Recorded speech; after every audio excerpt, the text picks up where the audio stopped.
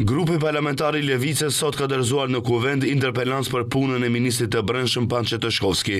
Deputeti i kësaj partie Sashko Jançev tha se Toshkovski nuk e ka kryer si duhet funksionin publik dhe duke vepruar në mënyrë jo profesionale, të papërgjeshme, të kundërligjshme, me siç tha ai, skandale dhe dështime. Deputeti i Levicës ka shëruar se interpelanca bazohet në 10 pika, 5 prej të cilave kanë të bëjnë me ngjarjen tragjike në Koçan. Interpelacja tani e bazira na temelin. Së pari, mungesa e çdo kontrolli mbi diskotekën Puls që është detyrim ligjor i qartë i Ministrisë së Brendshme. Hetimet kanë shmangur përfshirjen e individëve, zyrtarëve dhe bartësve të posteve publike që janë të afërt me VMRO të PMN-in. Jançev tha se në hetim nuk janë përfshirë shefi aktual i Drejtorisë së Punëve të Brendshme Koçan dhe shefi i Departamentit për çështje kriminale, të cilët ka një vit që janë në detyrë. Zakonski nadležnosti za МВР koje što je...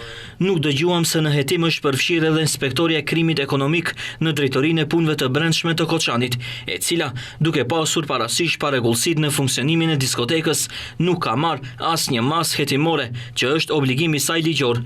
Nuk kemi dëgjuar që në hetim është përfshirë edhe përgjegjësi i turni gjatë natës fatale, i cili nuk ka marrë masa për kontrollin e objektit dhe sigurimin e rendit dhe qetësisë publike. Ndaj në objekt janë gjetur edhe të mitur. Ai tha se arsyeja e dytë është përdorimi i paligjshëm i mjeteve piroteknike.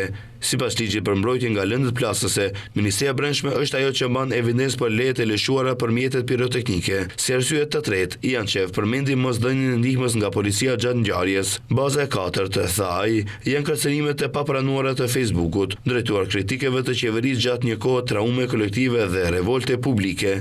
Argumenti i pestë është abuzimi i Ministrisë së Brendshme dhe ndalimi i droneve për të shtypur protestat. Jançev theksoi edhe arsyet e tjera që nuk kanë të bëjnë me tragjedinë e Koçanit.